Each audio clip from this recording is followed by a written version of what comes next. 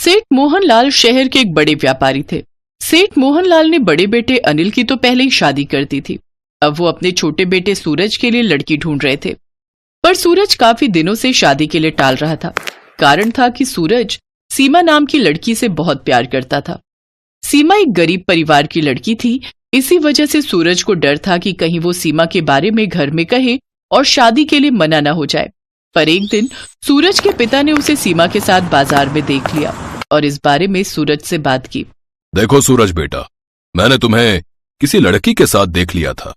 हम तुमसे बहुत दिनों से कह रहे हैं कि हमें बताओ कि तुम्हारी नजर में कोई लड़की है या फिर हम खुद तुम्हारे लिए कोई रिश्ता ढूंढें।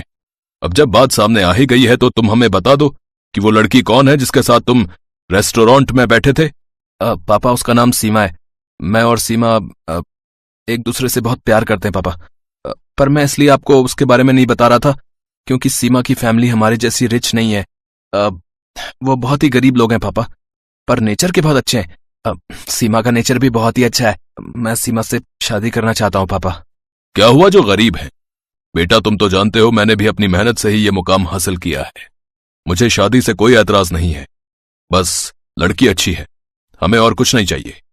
तुम हमें सीमा और उसके माता पिता से जल्दी ही मिलवा दो ताकि हम तुम्हारी शादी कर सकें। थैंक यू पापा, थैंक यू सो मच। सूरज की शादी के लिए सब खुश थे, पर उसका बड़ा भाई और भाभी इस शादी के खिलाफ थे। माँ बाबूजी का तो दिमाग खराब हो गया है। सब मेहमानों और रिश्तेदारों के बीच हमारी बेइज्जती हो जाएगी।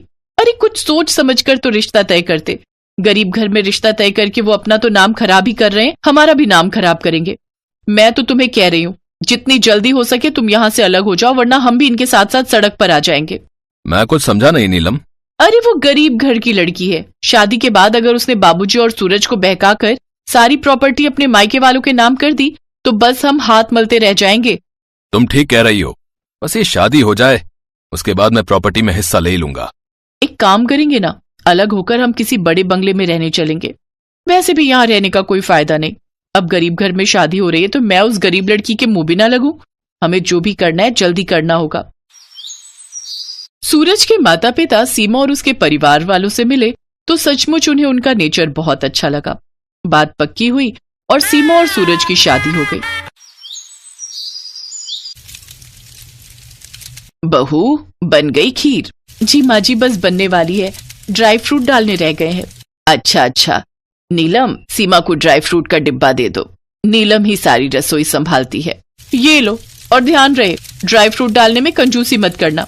तुमने तो अपने घर में इतना ड्राई फ्रूट देखा ही नहीं होगा, पर हमारे यहाँ किसी चीज की कोई कमी नहीं है। मेहमानों को खीर खिलानी है तो ड्राई फ्रूट अच्छा होना चाहिए। नीलम ड्राई फ्रूट का डिब्बा देकर मुंह बनाती हुई रसोई से बाहर चली गई। उसका ये व्यवहार बहुत ही गलत था। सीमा को घर में आए 2 महीने बीत चुके थे। अनिल और नीलम रोजाना ही अलग घर में जाने की बात कह रहे थे, पर एक दिन सेठ मोहनलाल पर मुसीबतों का पहाड़ टूट पड़ा। अचानक एक दिन उनकी फैक्ट्री में आग लग गई और सब कुछ खत्म हो गया। कर्जा उतारने के लिए सेठ मोहनलाल ने सब कुछ बेच दिया। पर अनिल और नीलम बहुत चालाक निकले। किसी को कानो कान खबर नहीं थी कि अनिल पहले ही कमाई के कुछ पैसों से एक बंगला खरीद कर रख चुका था। अनिल और नीलम दोनों ने अपने परिवार के बारे में नहीं सोचा और अलग बंगले में रहने चले गए। मैंने कभी भी नहीं सोचा था कि अनिल ऐसा निकलेगा। आज मुसीबत की घड़ी में वो और नीलम हमें अकेला छोड़कर चले गए। कहाँ जाएंगे हम? कुछ ही देर में हमें घर छोड़ना होगा। शारदा, भगवान पर विश्वास रखो। हमारी सबसे बड़ी दौलत हमारा बेटा सूरज और बहू सीमा है। दोनों बच्चे हमारे साथ हैं, हमें और क्या ही चाहिए। पापा, आप चिंता मत करो, मैं कुछ दिनों में कहीं कोई नौकरी ढूंढ लूंगा। आपने मुझे मेहनत करनी सिखाई है। आप ही तो कहते हो ना पापा कि मेहनत करके इंसान कुछ भी पा सकता है। तभी सीमा के मम्मी पापा आ जाते हैं। माँ बाबूजी आप? मोहनलाल जी, कृपया करके हमारे घर चलिए। जब तक आपके रहने का प्रबंध नहीं हो जाता तब तक आप हमारे साथ ही रहोगे। जैसे सीमा हमारी बेटी है वैसे ही सूरज भी हमारा बेटा है मोहनलाल जी। सेठ मोहनलाल सीमा के पापा के गले लगकर खूब रोते हैं। आज मुसीबत की घड़ी में सीमा के माता पिता ही उनके काम आ रहे थे। सब लोग सीमा के घर पहुंचते हैं। सीमा के माता पिता भले ही गरीब थे, उनकी आर्थिक स्थिति इतनी अच्छी नहीं थी कि वो सेठ मोहनलाल और उनके परिवार के लिए ज्यादा कुछ कर सकते। पर दुख के समय में सूखी रोटी भी महंगे पकवानों की कमी पूरी करती है, और दुख की घड़ी में अपनों का साथ ही व्यक्ति को दुखों से लड़ने की ताकत देता है। बस माँ, पेट भर गया। बहुत ही स्वादिष्ट खाना बना था। मैं चलता हूँ, किसी को नौकरी के लिए बुला हुआ था। बहन जी, हम बहुत किस्मत वाले हैं जो हमें आपके जैसे समधी मिले, पर हमारी सीमा अपने ससुराल में कोई सुख नहीं देख पाई, इसी बात का अफसोस है। हम तुम्हें कोई खुशी नहीं दे सके बहू। माँ जी, अपनों का प्यार और साथ ही तो सबसे बड़ी खुशी होती है। आप सब मेरे साथ हो तो मैं बहुत खुश हूँ। शारदा, अब से बस हमारा एक ही बेटा है, सूरज। अब अनिल से हमारा कोई वास्ता नहीं रहेगा। अगले कुछ महीनों तक सूरज अपने परिवार के साथ अपने ससुराल में ही रहा, पर वहां उसे किसी भी चीज की कोई कमी नहीं महसूस हुई। उसे और उसके परिवार को बहुत प्यार और सम्मान मिला। कुछ महीनों बाद जब सूरज की नौकरी अच्छी जगह लग गई, तब वहीं पास में ही उन्होंने एक घर किराए पर ले लिया। सूरज और सीमा ने मिलकर अपने परिवार को संभाला और फिर से एक नई जिंदगी की शुरुआत करने की कोशिश की। तू पागल हो गई है क्या काव्या? उस अर्जुन से शादी करेगी? अरे उसकी हैसियत तो हमारे नौकर जितनी भी नहीं है। लेकिन माँ, उसके दिल में प्रेम है, दया है और दूसरों के लिए सम्मान है। अगर आपको अपनी बेटी चाहिए तो आपको मेरी शादी अर्जुन से करवानी ही होगी। काव्या के माता पिता ने उसे बहुत समझाया, लेकिन उसने उनकी एक न मानी। हार कर उन्हें अपनी अमीर बेटी की शादी गरीब अर्जुन से करवानी ही पड़ी। ब्याह कर काव्या अपने गरीब ससुराल आई। उसकी सास शांति ने सबके लिए खाना बनाया। शांति और अर्जुन खाने के लिए जमीन पर बैठ गए। तभी काव्या भी उनके साथ जमीन पर बैठ गई। अरे ये क्या बहू, तुम नीचे क्यों बैठ गई? तुम इतने बड़े घर की बेटी जमीन पर बैठकर खाना खाती हुई अच्छी नहीं लगोगी। माँ जी, मैं बेटी उस घर की थी, लेकिन अब इस घर की बहू हूँ और यहाँ जैसे सब लोग रहेंगे मैं भी वैसे ही रहूंगी। कौन कहता है बड़े घर की लड़कियां आदर भाव नहीं जानती? हमारी बहू तो सब जानती है। अच्छा अर्जुन, कल काव्या बहू की पग फेरे की रस्म है, इसलिए कल तुम इसे अपने ससुराल ले जाना। जी माँ।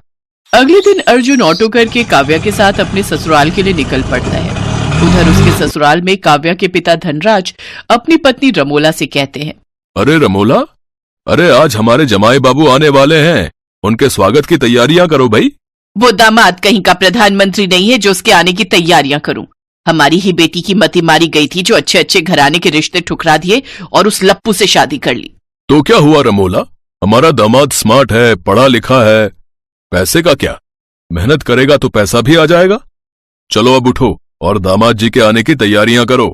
दाल चावल बने पड़े हैं, उसके लिए वही काफी है। और अपनी बेटी के लिए मैं पिज्जा, स्ट्रॉबेरी शेक और बर्गर ऑनलाइन ऑर्डर कर दूंगी। ना जाने इन 2 दिन में मेरी बच्ची ने क्या रूखा सूखा खाया होगा। रमोला धनराज की बात नहीं सुनती और मुंह बनाकर वहां से चली जाती है। उधर रास्ते में दुकान देखकर अर्जुन ऑटो रुकवाता है। क्या हुआ अर्जुन, ऑटो क्यों रुकवा दिया? काव्या, शादी के बाद पहली बार तुम्हारे घर जा रहा हूँ, तो खाली हाथ थोड़ी ना जाऊंगा। मम्मी जी और पापा जी के लिए कुछ उपहार और मिठाइयां ले लेता हूँ। अरे नहीं अर्जुन, रहने दो, उसकी कोई जरूरत नहीं है। तुम्हारा बेकार का खर्चा हो जाएगा। तुम्हारी खुशी से बढ़कर मेरे लिए कुछ नहीं है काव्या। फिर अर्जुन ने अपनी सास के लिए एक बनारसी साड़ी और ससुर के लिए घड़ी और साथ में कुछ मिठाई खरीदी। कुछ ही देर में अर्जुन काव्या के साथ अपने ससुराल पहुंच गया। फिर रमोला अपनी बेटी की आरती उतारती है और उसे गले से लगा लेती है, लेकिन अर्जुन के पैर छूने पर भी उसने उसे इग्नोर कर दिया। दामाद जी, आप वहां उस कुर्सी पर बैठ जाइए और मेरी बच्ची, आप तू मेरे साथ इस सोफे पर आकर बैठ। रमोला अपने गरीब दामाद को पुरानी सी बेकार कुर्सी पर बिठा देती है, जबकि अपनी बेटी को महंगे सोफे पर बिठाती है। ये देख काव्या को बहुत बुरा लगता है। हाय, मेरी बच्ची 2 दिन में ही कितनी मुरझा गई। माँ, ये क्या कह रही हो? वहां सब मेरा बहुत ख्याल रखते हैं। अच्छा रमोला, दामाद जी पहली बार ससुराल आए हैं, उनके लिए नाश्ता लेकर आओ भाई। कुछ देर बाद रमोला एक प्लेट में नींबू पानी और कुछ बिस्किट लाकर अर्जुन के सामने पटक देती है। रमोला, ये क्या, तुम दामाद के लिए नींबू पानी लाई हो? अरे इन गरीब लोगों को दूध, रबड़ी, गाजर का हलवा, ये सब शाही चीजें हजम नहीं होती। इनके लिए नींबू पानी ही ठीक है। जल्दी पी लीजिए दामाद जी। दाल चावल बने हुए रखे हैं, फिर वो भी खा लेना। काव्या बेटी, तू मेरे साथ अंदर चल। मैंने तेरे लिए पिज्जा, स्ट्रॉबेरी शेक और बर्गर मंगवाए हैं। बस भी कीजिए मम्मी, आज आपके दामाद का ससुराल में पहला दिन और आप उनकी इतनी बेइज्जती कर रही हैं। वो बेचारे अपनी थोड़ी सी सैलरी में आपके लिए तोहफे लाए और आप उनके साथ ऐसे। छी, अब मैं यहाँ एक पल भी नहीं रुक सकती। चलिए यहाँ से। अब कोई बात नहीं काव्या, नींबू पानी तो सेहत के लिए कितना अच्छा होता है और गरीब तो मैं हूं ही, तो इसमें मुझे बुरा नहीं लगा। तो तुम्हें क्यों लग रहा है? मम्मी जी, पापा जी, जो आपने अपनी इतनी संस्कारी बेटी को मेरी जीवन संगिनी बनाया है, मैं आपसे वादा करता हूं, मैं काव्या को हमेशा खुश रखूंगा। मम्मी जी, ये गिफ्ट आपके लिए, और कोई भी बात दिल पर मत लीजिएगा। काव्या आपकी बेटी है, वो यहां आती रहेगी। लेकिन मैं एक गरीब हूं, मेरा यहां आना ठीक नहीं रहेगा। रमोला ने जब गिफ्ट्स खोलकर देखे तो उसमें महंगे तोहफे थे। इतनी महंगी साड़ी और घड़ी देख रमोला को खुद पर बहुत शर्मिंदगी हुई और उसने जाते हुए अपने दामाद को रोका और कहा, ठहरो दामाद जी, मुझे माफ कर दीजिए दामाद जी, दौलत के नशे में मैं चूर हो गई थी। आज आपका अपने ससुराल में पहला दिन है, कम से कम अपनी सास को खातिरदारी का मौका तो दीजिए। मैं अभी आपके लिए अपने हाथों से नाश्ता बनाकर लाती हूँ। उन सब की कोई जरूरत नहीं है मम्मी जी, आप तो बस हम पर हमेशा अपना आशीर्वाद बनाए रखना। रमोला ने अर्जुन और काव्या को गले से लगा लिया और उन्हें ढेर सारा आशीर्वाद दिया। Thanks for watching.